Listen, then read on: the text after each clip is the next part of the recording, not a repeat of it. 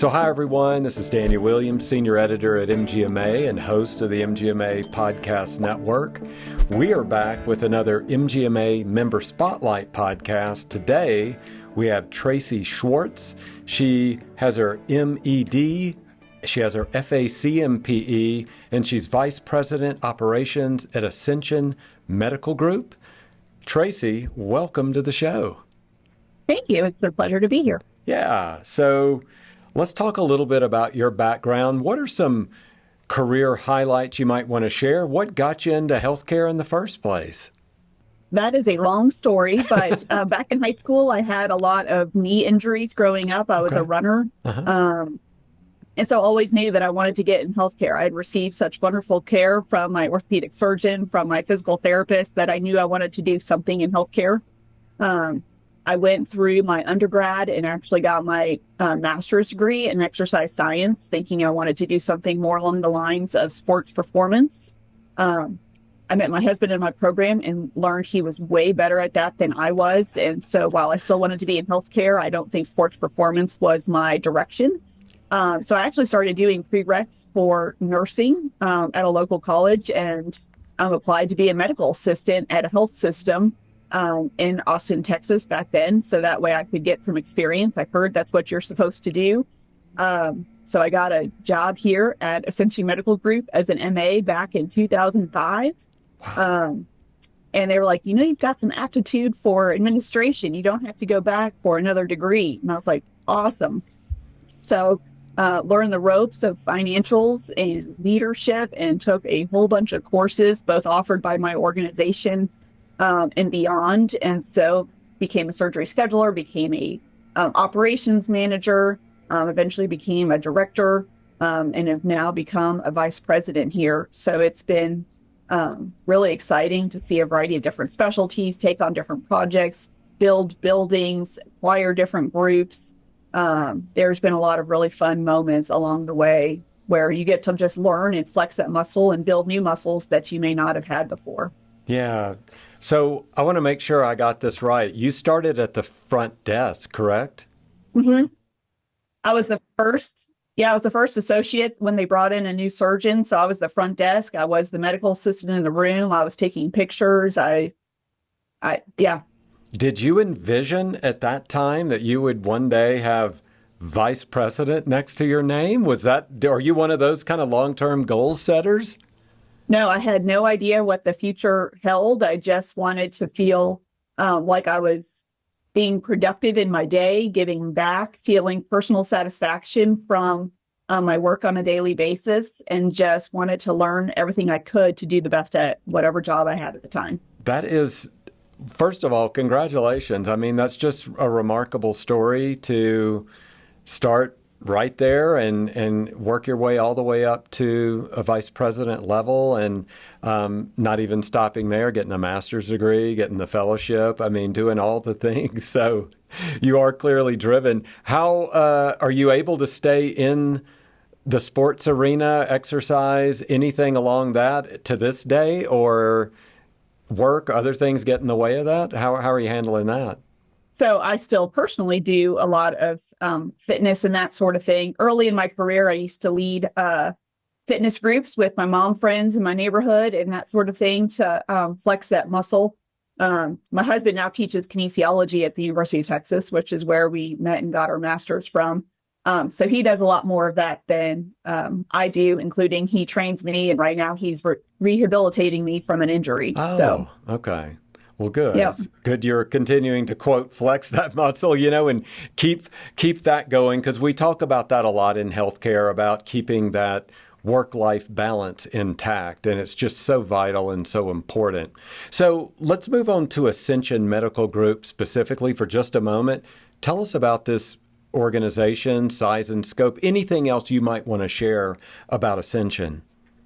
Sure. So we're based in Texas. So I'm technically Ascension Medical Group Texas because they have one of those in each of their different states that they're in. We have about 250 clinics and about 1,000 providers in our scope. So I oversee the clinic operations for the breadth of that. And so it is a lot of fun. It's probably about a 2-hour drive north to south that covers the breadth of where we take care of patients and where we service the community. Everything from strategy and business development and working on marketing and integrating with providers and having those conversations about program building and what makes sense in their offices, as well as engaging in workforce and developing programs that help people develop and maintain their careers and how to get better at what it is that they do. So it's a lot of variety, something different every single day in healthcare.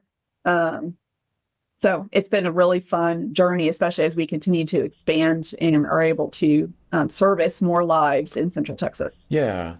As a vice president of operations in a large organization like that, I'm sure you do a lot of different things. You wear a lot of different hats. But from an elevator pitch standpoint, say you're here at the Leaders Conference in Denver in October, and you and I bump into each other and we say, hey, how you doing? And you just give me that elevator pitch. What are you focused on at Ascension?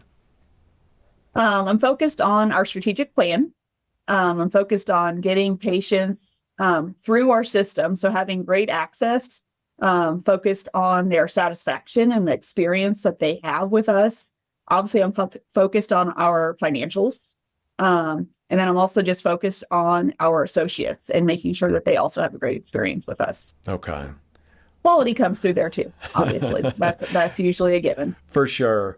What would you consider is your strength as a leader there at Ascension? I think my strength is building relationships with my teams. I love going into the clinics and talking to everybody, getting to know different things and what drives the various people. So that way I can develop and grow where they want to develop and grow, like what brings them joy at work, what fulfills them. So that way when we have different projects or work groups going on, that you can engage them in that work.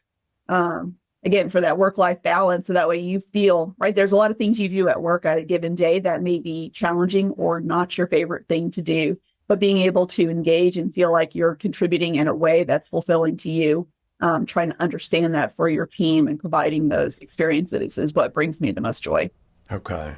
Now, in communicating with you offline, in looking at some of the things you've been working on, you've talked about the impact of the pandemic on the healthcare workforce.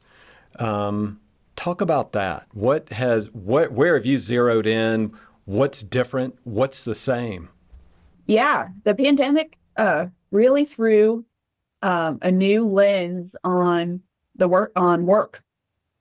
People came to expect flexibility, right? You provided a lot of flexibility during the pandemic because you needed people to keep working even if they were sick. So everybody then had laptops and was just trying to do what they did from home.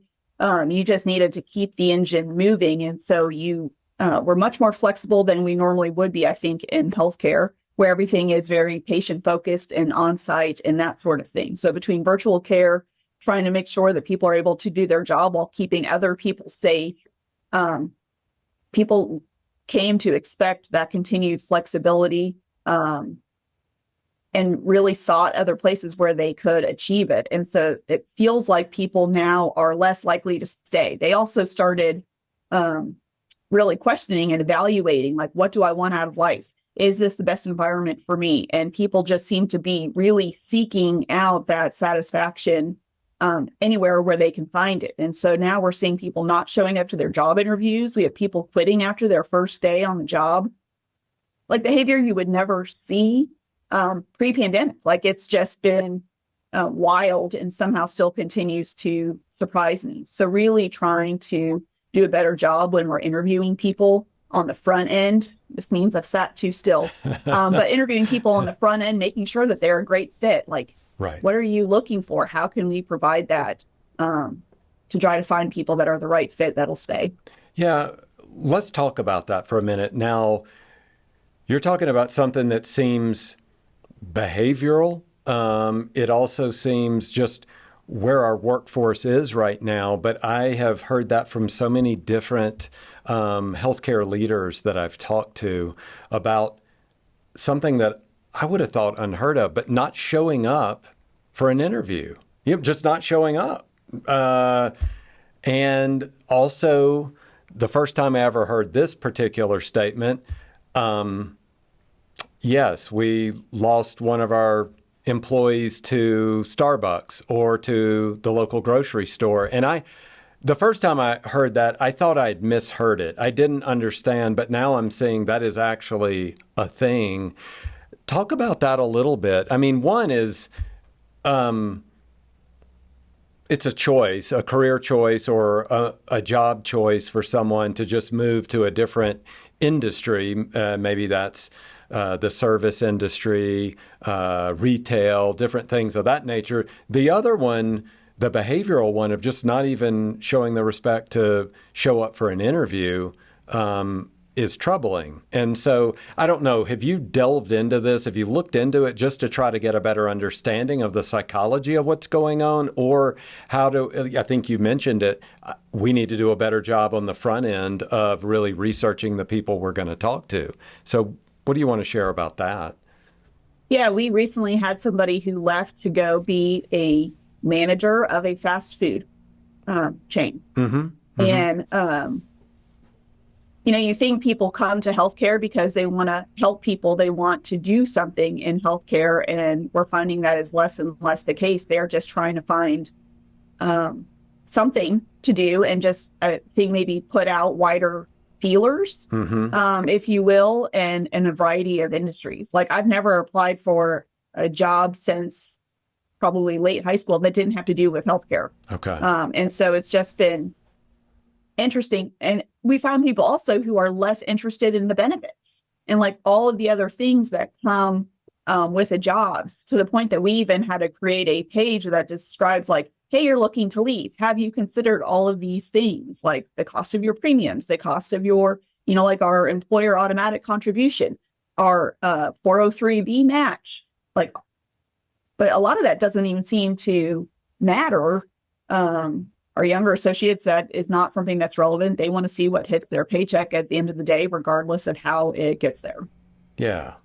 Now, I do want to put in a note here. You are going to speak at an upcoming MGMA event. That's how you and I first got connected here. So you're going to be speaking at our staffing conference. Do you have the dates on? Is that August 15th and 16th in Massachusetts? Is that correct? Okay, wanted to make sure. And everybody, I will put that in our episode show notes. So you can click that direct link, click right on it, and you can register, learn more about the program, and learn more about Tracy's specific session. But I want to get this title right. It's called Employee Turnover, Why Your Team is Leaving, and What to Do About It. We were already touching on that. You were given some ideas of why people are leaving. Anything else you want to share on some of the other reasons?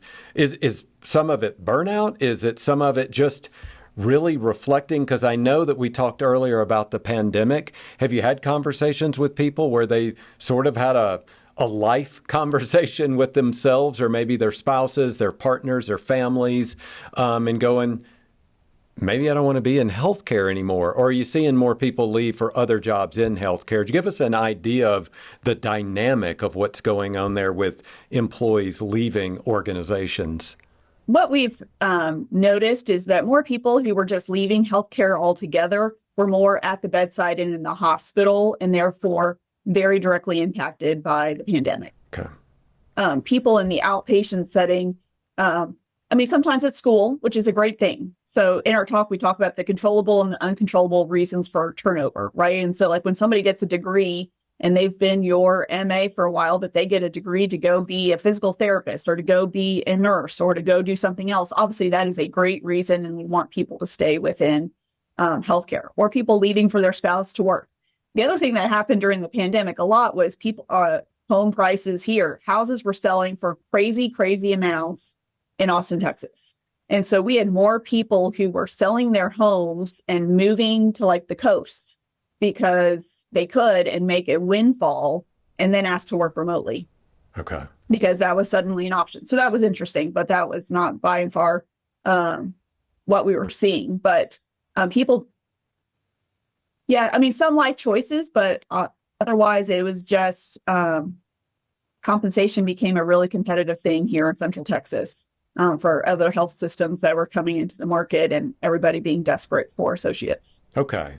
Well, you've painted a picture on some of those dynamics. I'm sure our listeners who are the MGMA members have experienced very similar situations there. So let's talk about strategies. What have you guys at Ascension been doing? What are the, kind of the building blocks you've put into place to retain those best and brightest employees that you have? Sure. I think one of the biggest things that we're doing is really revamping our onboarding process. As we discussed, right? Like making sure you're hiring for the right fit. You're being clear as to what the job expectations are. So that way the people that are applying and being interviewed for your job are the ones that want to do that work and know that they're not getting a surprise when they come in through that process. The other piece is making sure you're communicating with them before their first day, and then have a really clear training plan once they join your organization. We always tell the story when somebody leaves someplace, there's usually a party, everybody's sad, there's cake, there's all this fanfare for somebody leaving. And then you get to your first day on the job, and do you have a computer? Do you have your logins? Do you have a monitor and all the things? Is there a training plan in place? Does anybody know who you are and tell you where the bathroom is? And so how to make sure you're going from this great experience where everybody loves you and you knew what you were doing to this like sort of scary new place where do you even have the basic needs met? And so making sure that we are being really thoughtful in that process, because we do see an increased turnover in somebody's first 90 days. And so that first 90 days is critical to get it right. And so really creating best practices around that to use across our teams. Yeah, you painted a picture that I've never thought of.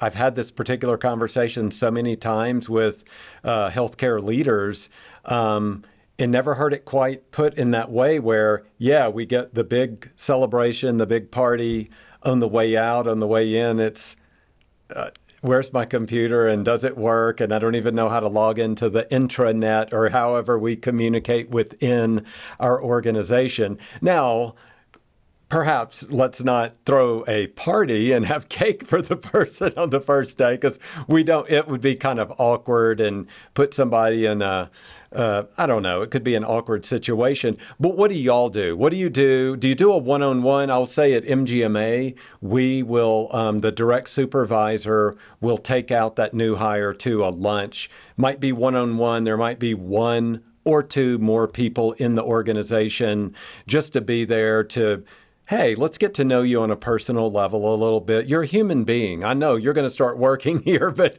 you are a living, breathing human being who has, work, a life outside of work. So what do y'all do at Ascension just to show them that we care about you on that individual and personal level as well? Sure. So before somebody's first day, usually a communication with like, hey, here's where you're going to park. Here's what to wear. Yeah. Here's what's going to happen for lunch. And just generally, here's what your first week is going to look like, where to be, pictures of the buildings, all of that information. So any questions somebody may have going in, they know exactly what to expect. On somebody's first day, they are attending a couple of different orientations, one to the big Ascension organization, and then we lead an Ascension Medical Group orientation as well, just so they understand the breadth and depth and that they're joining this big team besides just their individual clinic. And giving them all the tools and resources. Here's how to do your time card. Here's how to do these things.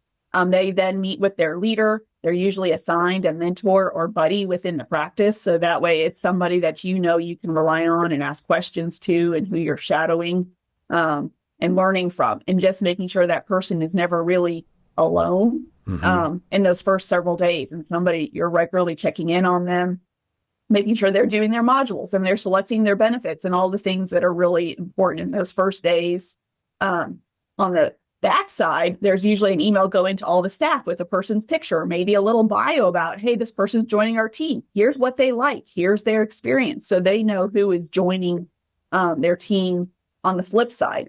I think the other piece that's important is usually when we're interviewing people and recruiting people, there's panel interviews. So there's been a variety of members from that team that have participated in that process, have chosen or, participated in choosing that particular member, and therefore are invested in making that person successful and bought in. And so they already know some familiar faces when they come in for their first days on the job. Okay.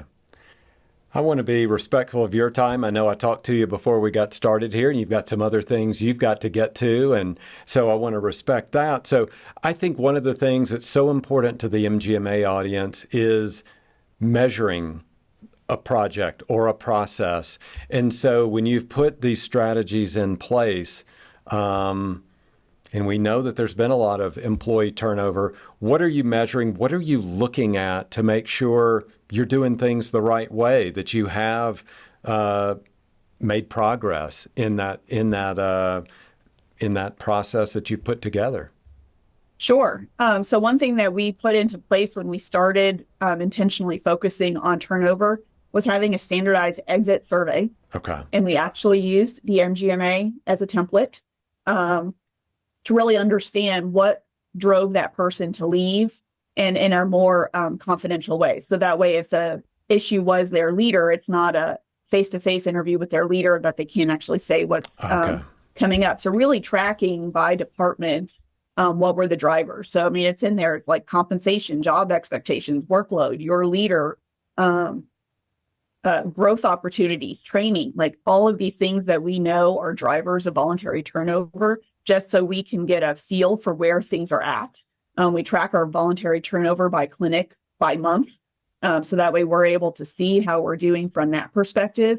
We're also doing regular check-ins with each individual members of our teams. Each leader does that monthly to really assess these questions. What's working well? What's not working well? And so really collecting a lot of data that way to see where our interventions are being successful. Okay. I said that was the last question, but following up on that question, part B of that, what surprised you in the data that you've collected? What's something that you went, wow, okay, that's something I didn't know and I can work with moving forward? I think one of the biggest things that we're finding, and I'm actually doing my dissertation on it right now, is leadership development and how critical that is in retaining associates. Some people get promoted into leadership roles with no training and no real initial skill set other than they just got promoted as a leader. And so making sure leaders are present, making sure they're rounding, making sure they're rolling up their sleeves and jumping in. When you have a shortage of front desk staff, does your leader jump in and help cover the front desk?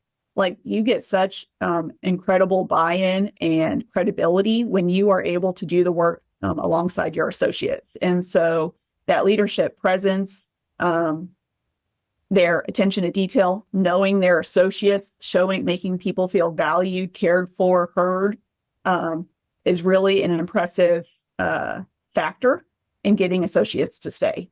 And so that is where we're going to be starting to focus some of our energies, is around leadership development. That's wonderful. Well, Tracy Schwartz, thank you for joining us on the MGMA Member Spotlight Podcast. Thank you for having me. This has been really fun. I love talking about turnover. I just wish it kept getting better. Well, that's true. So that is going to end it for this episode. But if you want to hear even more about strategies on how to stave and put a stop to that employee turnover, go listen to Tracy August 15th and 16th at the MGMA Staffing Conference in Massachusetts. I'm going to put direct links to that in our episode show notes. Thanks to all of you for being MGMA podcast listeners.